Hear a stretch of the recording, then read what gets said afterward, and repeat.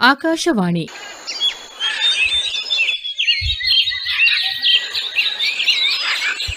ಪಕ್ಷಿ ಪ್ರಪಂಚ ವಿಶೇಷ ಕಾರ್ಯಕ್ರಮ ಸರಣಿ ಪ್ರಸ್ತುತಪಡಿಸುತ್ತಾರೆ ಶ್ರೀನಿಧಿ ಹೆಬ್ಬಾರ್. ಎಲ್ಲರಿಗೂ ಸುಪ್ರಭಾತಗಳು. ಪಕ್ಷಿ ಪ್ರಪಂಚ ಕಾರ್ಯಕ್ರಮಕ್ಕೆ ನಿಮ್ಮೆಲ್ಲರಿಗೂ ಆತ್ಮೀಯವಾದ ಸ್ವಾಗತವನ್ನು ಕೋರ್ತಿದ್ದೇನೆ. ನಾನು ನಿಮ್ಮ ಪ್ರೀತಿಯ ಶ್ರೀನಿಧಿ ಹೆಬ್ಬಾರ್. ಇಂದು ಪಕ್ಷಿಗಳ ಲೋಕದಲ್ಲಿ ಹಾಗೂ ಜೀವ ಜಗತ್ತಿನಲ್ಲಿ ಪ್ರೀತಿಯ ದ್ಯೋತಕ, ಪ್ರೀತಿಯ ಸೂಚನೆ ಅಂತ ಕರೆಯುವಂತಹ ಪಕ್ಷಿಗಳ ಬಗ್ಗೆ ಪರಿಚಯವನ್ನು ಮಾಡಿಕೊಳ್ಳೋಣ. ಹಾಗಾದರೆ ನಾನು ಲವ್ ಬರ್ಡ್ಸ್ ಬಗ್ಗೆ ಮಾತಾಡ್ತಿದ್ದೀನಾ? ಖಂಡಿತ ಇಲ್ಲ. ನಾನು ನಿಮಗೆ ಹೇಳೋದಕ್ಕೆ ಹೊರಟಿರುವಂತಹ ಪಕ್ಷಿಯ ಹೆಸರು ದಾಸಗೋರೆ ಅಥವಾ ಚುಕ್ಕೆ ಕೊಕ್ಕಿನ ಬಾತುಕೋಳಿ, ಅಥವಾ ಆಂಗ್ಲ ಭಾಷೆಯಲ್ಲಿ ಗ್ರೇ ಡಕ್ ಅಥವಾ ಇಂಡಿಯನ್ ಸ್ಪಾಟ್ ಬಿಲ್ಡ್ ಡಕ್ ಅಂತ ಕರಿತೀವಿ. ಕನ್ನಡದಲ್ಲಿ ಬೇರೆ ಬೇರೆ ಸ್ಥಳಗಳಲ್ಲಿ ಬೇರೆ ಬೇರೆ ಹೆಸರಿನಿಂದ ಕರೀತಾರೆ. ಕೆಲವು ಬದಿ ದಾಸಗೋರೆ ಪಕ್ಷಿ ಅಂತ ಕರೀತಾರೆ, ಕೆಲವು ವೇಳೆ ಚುಕ್ಕೆ ಕೊಕ್ಕಿನ ಬಾತುಕೋಳಿ ಅಂತ ಕರೀತಾರೆ. ಹೀಗೆಲ್ಲ ಹಲವಾರು ಹೆಸರುಗಳಿಂದ ಕರೆಯಲ್ಪಡುವಂತಹ ಪಕ್ಷಿ ದಾಸಗೋರೆ ಅಥವಾ ಚುಕ್ಕೆ ಕೊಕ್ಕಿನ ಬಾತುಕೋಳಿ. ಈ ಪಕ್ಷಿಯ ವೈಜ್ಞಾನಿಕ ಹೆಸರು ಆ್ಯನಸ್ ಪ್ರೋಸಿಲೋರಿಂಚಾ. ಈ ಪಕ್ಷಿ ನೋಡೋದಕ್ಕೆ ಎರಡೂ ಕೂಡ ಒಂದೇ ರೀತಿಯಲ್ಲಿ ಇರುತ್ತೆ. ನೋಡಿದಾಗ ಸುಲಭವಾಗಿ ಗುರುತಿಸಬಹುದು. ಸಾಕು ಬಾತುಕೋಳಿಗಳಿಗಿಂತ ಸ್ವಲ್ಪ ದೊಡ್ಡದಾಗಿರುವಂತಹ ಕಂದುಗೆಂಪು ಬಣ್ಣದ ಹಕ್ಕಿ. ರೆಕ್ಕೆಯ ಅಂಚಿನಲ್ಲಿ ಬಿಳಿಯ, ಪಚ್ಚೆಯ ಬಣ್ಣದ, ಹಸಿರು ಬಣ್ಣದ ಪಟ್ಟೆಗಳಿದೆ. ಅವು ನೀರಿನಲ್ಲಿ ಈಜುವಾಗ ನಿಮಗೆ ಕಾಣೋದು ಸ್ವಲ್ಪ ವಿರಳ ಅಂತ ಹೇಳಬಹುದು. ಅದೇ ಆ ಪಕ್ಷಿ ಆಕಾಶದಲ್ಲಿ ಹಾರುವಂತಹ ಸಂದರ್ಭದಲ್ಲಿ ಪಚ್ಚೆ ಬಣ್ಣದ ಆ ಹೊಳೆಯುವಂತಹ ಹಸಿರು ಬಣ್ಣ ಎದ್ದು ಕಾಣುತ್ತೆ. ಕೊಕ್ಕಿನಲ್ಲಿ ಸುಲಭವಾಗಿ ನೋಡಿದ ತಕ್ಷಣ ಗುರುತಿಸೋದಕ್ಕೆ ಸಾಧ್ಯವಿರುವಂತಹ ಕೊಕ್ಕಿನ ಬುಡದಲ್ಲಿ, ಕಣ್ಣಿನ ಕೆಳಭಾಗದಲ್ಲಿ ಕೆಂಪು ಬಣ್ಣದ ಒಂದು ಸಣ್ಣ ಚುಕ್ಕೆ ಇರುತ್ತೆ. ಕೊಕ್ಕು ಮಧ್ಯಭಾಗ ಕಪ್ಪು ಬಣ್ಣದಲ್ಲಿರುತ್ತೆ. ಹಾಗೆಯೇ ತುದಿಯ ಭಾಗ ಹೊಳೆಯುವಂತಹ ಅರಿಶಿನದ ಅಥವಾ ಹಳದಿಯ ಬಣ್ಣದಲ್ಲಿ ಎದ್ದು ಕಾಣುತ್ತೆ. ಈ ಸೂಚನೆಗಳು ಗಂಡು ಹೆಣ್ಣಿಗೆ ಸಮಾನವಾಗಿದೆ. ಆದರೆ ಹೆಣ್ಣು ಹಕ್ಕಿಗಳಲ್ಲಿ ಕೆಲವು ಸಮಯದಲ್ಲಿ ಕಣ್ಣಿನ ಕೆಳಭಾಗದಲ್ಲಿ ಅಥವಾ ಕೊಕ್ಕಿನ ಬುಡದಲ್ಲಿ ಇರುವಂತಹ ಕೆಂಪು ಚುಕ್ಕೆ ಕಾಣಿಸೋದಿಲ್ಲ.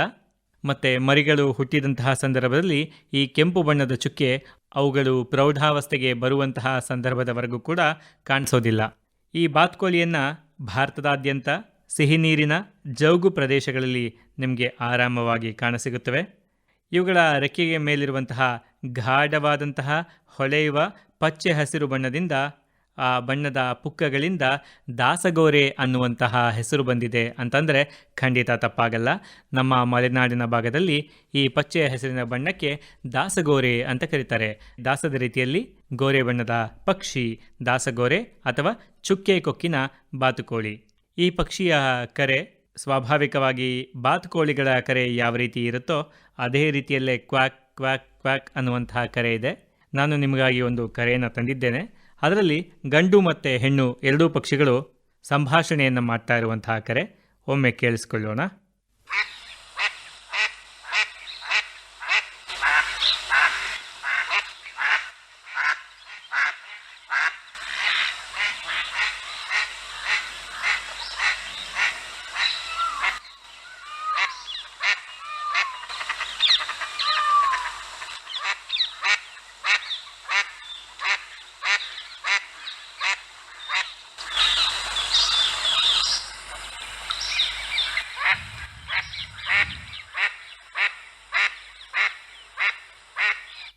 ಕೇಳಿಸ್ಕೊಂಡ್ವಲ್ಲ, ನಮ್ಮ ಸಾಕು ಬಾತುಕೋಳಿಯ ಹಾಗೆಯೇ ಕ್ವಾಕ್ ಕ್ವಾಕ್ ಎನ್ನುವಂತಹ ಸ್ವಲ್ಪ ಕರ್ಕಶ ಶಬ್ದದಿಂದ ಹೆಣ್ಣು ಪಕ್ಷಿ ಕೂಗಿದ್ರೆ ಅದರಲ್ಲಿ ಸ್ವಲ್ಪ ಸುಧಾರಿತವಾದಂತಹ ಧ್ವನಿ ಗಂಡು ಪಕ್ಷಿಯದ್ದು ಅಂತ ನೀವು ಸುಲಭವಾಗಿ ನೋಡಿದಾಗ ಗುರುತಿಸಬಹುದು.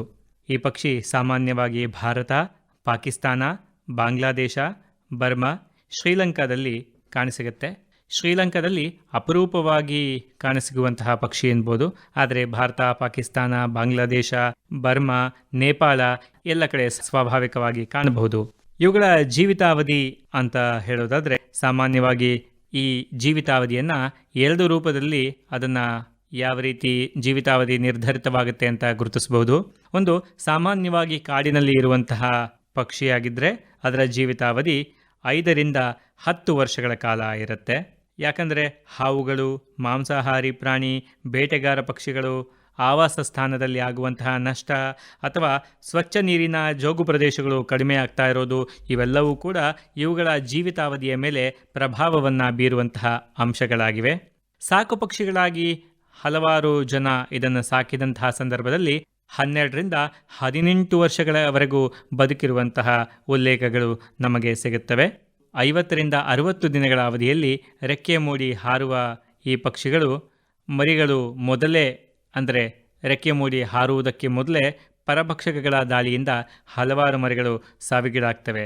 ಹಾಗಾಗಿಯೇ ಇವುಗಳ ಜೀವಿತಾವಧಿ ನಿರ್ಧರಿತವಾಗುವಂಥದ್ದು ಇವು ಕಾಡಿನಲ್ಲಿ ವಾಸಿಸ್ತಾ ಇದೆಯೋ ಅಥವಾ ಮನುಷ್ಯರ ಆರೈಕೆಯಲ್ಲಿ ಸಾಕು ಪಕ್ಷಿಯಾಗಿದೆಯೋ ಅನ್ನೋದ್ರ ಮೇಲೆ ಅವಲಂಬಿತವಾಗಿದೆ. ಈ ಪಕ್ಷಿ ಆಹಾರವಾಗಿ ಸೇವಿಸುವಂಥದ್ದು ಅಂತಂದರೆ ಸರ್ವಭಕ್ಷಕ ಪಕ್ಷಿ ಅಂತ ಕರಿಬಹುದು. ಯಾಕಂದರೆ ಜೊಂಡು ಪ್ರದೇಶಗಳಲ್ಲಿ ನೀರಿನ ಮೇಲ್ಮೈನಲ್ಲಿ ತೇಲ್ತಾ ಆಹಾರವನ್ನು ಅಂದರೆ ಸಣ್ಣ ಪುಟ್ಟ ಜಲಚರಗಳನ್ನು ಹುಡುಕ್ತಾ ಸಾಗೋದನ್ನು ನೀವೆಲ್ಲ ಕೆರೆಗಳು, ಸರೋವರಗಳು, ಕೊಳಗಳ ಬದಿಯಲ್ಲಿ ಸಾಮಾನ್ಯವಾಗಿ ಕಾಣಬಹುದು. ಪ್ರಧಾನ ಆಹಾರವಾಗಿ ಕಾಡು ಹುಲ್ಲಿನ ಬೀಜಗಳು, ಭತ್ತ, ರಾಗಿಯಂತಹ ಧಾನ್ಯದ ಕಾಳುಗಳನ್ನು ಸೇವಿಸುತ್ತೆ. ಜಲಸಸ್ಯಗಳ ಚಿಗುರುಗಳು, ಎಳೆಯ ಗಿಡದ ಕಾಂಡಗಳು, ಎಲೆಗಳು ಮತ್ತು ಗೆಡ್ಡೆಗಳನ್ನು ಕೂಡ ಸೇವಿಸುತ್ತೆ. ಜೌಗು ನೀರಿನಲ್ಲಿ ಬೆಳೆದಿರುವಂತಹ ಪಾಚಿ, ಕಳೆಯಂತಹ ಸಸ್ಯಗಳನ್ನು ಕೂಡ ಸೇವಿಸುತ್ತೆ.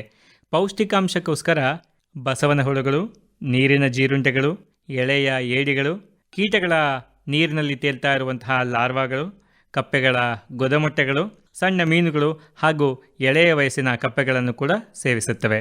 ಇವು ನೀರು ನಿಂತಿರುವಂತಹ ಹೊಲ, ಗದ್ದೆ ಅಥವಾ ಪ್ರವಾಹ ಬಂದಿರುವಂತಹ ಪ್ರದೇಶಗಳಲ್ಲಿ ಬೇಟೆಯಾಡುವುದರಿಂದ ನೀರಿನಲ್ಲಿರುವಂತಹ ಕೆಸರು ಮಣ್ಣು, ಕಡ್ಡಿಗಳು, ಕಸ ಇವೆಲ್ಲವೂ ಕೂಡ ಕೊಕ್ಕಿನ ಒಳಗಡೆ ದೇಹದ ಒಳಗೆ ಪ್ರವೇಶ ಆಗದಿರೋ ರೀತಿಯಲ್ಲಿ ಕೊಕ್ಕು ಇದಕ್ಕೆ ರಚನೆಯಾಗಿದೆ. ಯಾವ ರೀತಿಯಲ್ಲಿ ಅಂತಂದರೆ ಕೊಕ್ಕಿನಲ್ಲಿ ಒಂದು ಫಿಲ್ಟರ್ ಮಾದರಿಯ ರಚನೆ ಇರುತ್ತೆ. ಅವು ನೀರಿನಿಂದ ಬೇಕಾದಂಥ ಆಹಾರವನ್ನು ತೆಗೆದುಕೊಂಡಾಗ ನೀರನ್ನು, ಮಣ್ಣನ್ನೆಲ್ಲ ಹೊರಗಡೆಯೇ ಸೋಸಿ ಆಹಾರವನ್ನು ಮಾತ್ರ ಒಳಗೆ ತೆಗೆದುಕೊಳ್ಳುತ್ತೆ.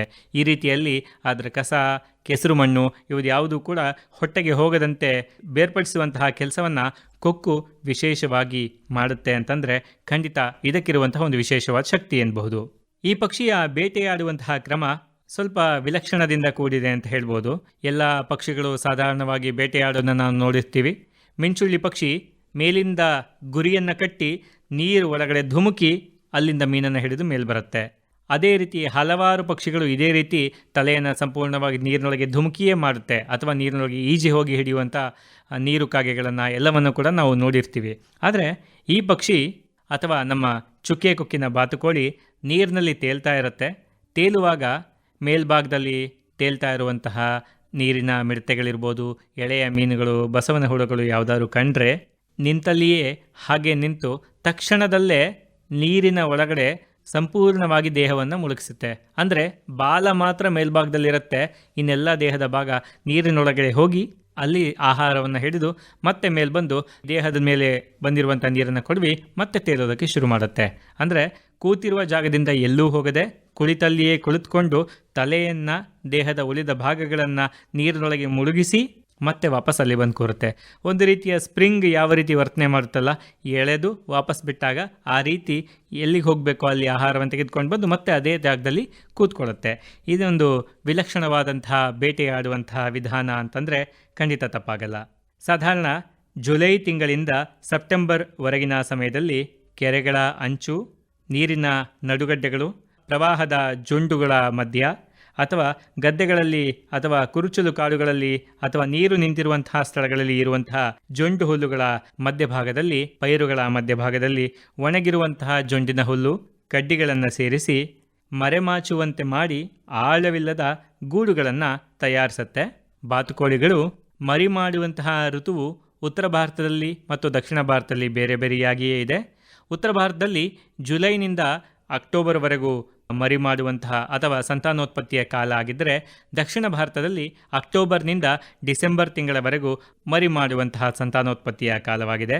ಮರಿಗಳು ಸ್ವಾಭಾವಿಕವಾಗಿ 6ರಿಂದ 12 ಮೊಟ್ಟೆಗಳನ್ನು ಒಂದು ಋತುವಿನಲ್ಲಿ ಈ ಚುಕ್ಕೆ ಕೊಕ್ಕಿನ ಬಾತುಕೋಳಿಗಳು ಇಡುತ್ತೆ. ಈ ಮೊಟ್ಟೆಗಳು ಕೆನೆ ಬಿಳಿ ಬಣ್ಣ ಅಥವಾ ಹಸಿರು ಮಿಶ್ರಿತ ತಿಳಿ ಬಿಳಿ ಬಣ್ಣದ ಮೊಟ್ಟೆಗಳಾಗಿರುತ್ತೆ. 24ರಿಂದ 30 ದಿನಗಳವರೆಗೂ ಕಾವು ಕೊಡುವಂತಹ ಕೆಲಸವನ್ನು ಈ ಪಕ್ಷಿಗಳು ಮಾಡುತ್ತವೆ.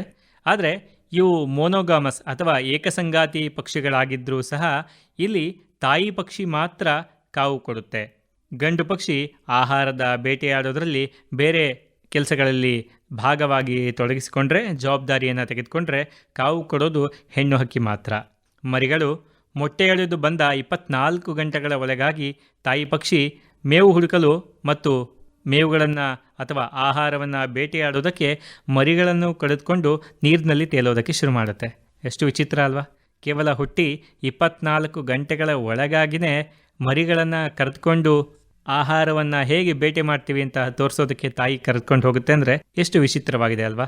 ಕಾವು ಕೊಡುವಂತಹ ಸಮಯ 24ರಿಂದ 30 ದಿನಗಳ ಅವಧಿಯಲ್ಲಿ ತಾಯಿ ಪಕ್ಷಿ ಈ ಕಾವು ಕೊಡುವಂತಹ 24ರಿಂದ 30 ದಿನಗಳ ಸಂದರ್ಭದಲ್ಲಿ ತನ್ನ ದೇಹದ ಮೇಲಿರುವಂತಹ ಸಂಪೂರ್ಣ ರೆಕ್ಕೆಯ ಪುಕ್ಕಗಳನ್ನು ಕಿತ್ತು ಮರಿಗಳಿಗೆ ಬೆಚ್ಚಗಿಡೋದಕ್ಕೋಸ್ಕರ ಉಪಯೋಗಿಸ್ತಾಳೆ.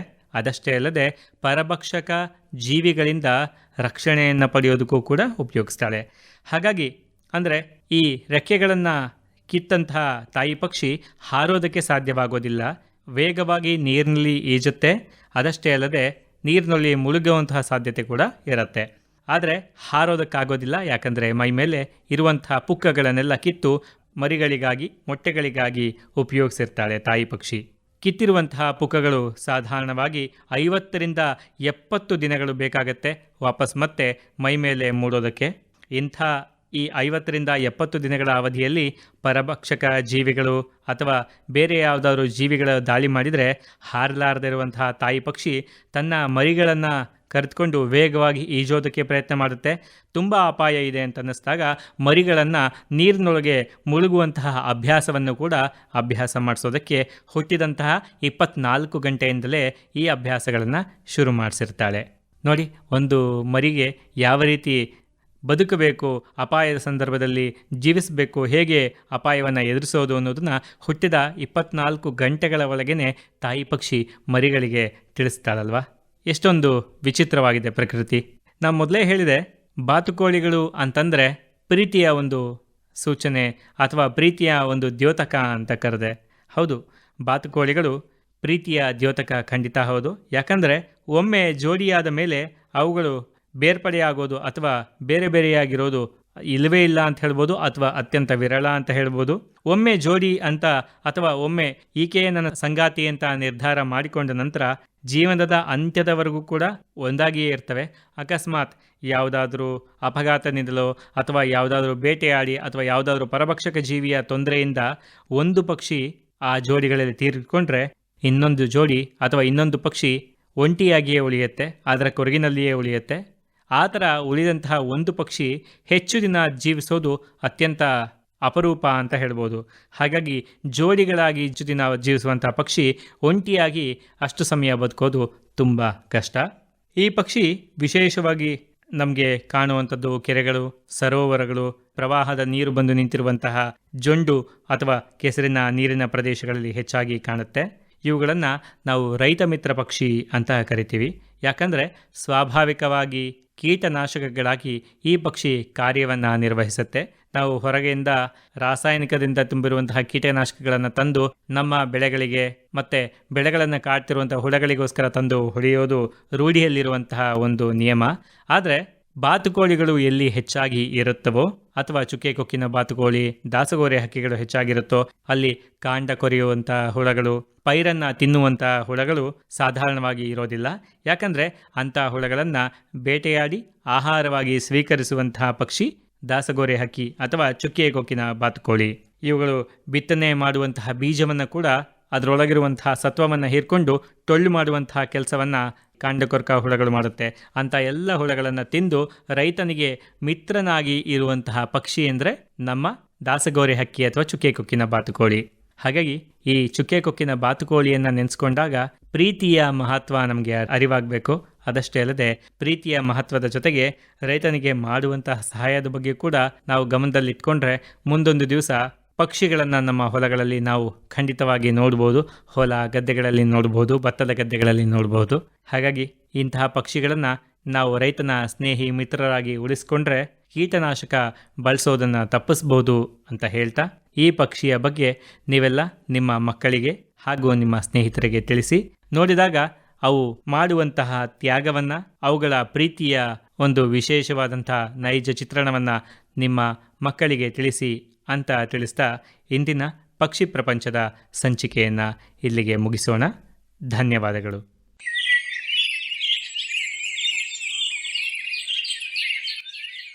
ಪಕ್ಷಿ ಪ್ರಪಂಚ ವಿಶೇಷ ಕಾರ್ಯಕ್ರಮ ಸರಣಿ ಕೇಳಿದಿರಿ. ಪ್ರಸ್ತುತಪಡಿಸಿದವರು ಶ್ರೀನಿಧಿ ಹೆಬ್ಬಾರ್. ಕಾರ್ಯಕ್ರಮದ ನಿರ್ವಹಣೆ ಎಸ್ಆರ್ ಭಟ್. ಸಹಕಾರ ವತ್ಸಲ. ಈ ಕಾರ್ಯಕ್ರಮ ಆಕಾಶವಾಣಿ ಭದ್ರಾವತಿ ಕೇಂದ್ರದಿಂದ ಮೂಡಿಬಂದಿತು.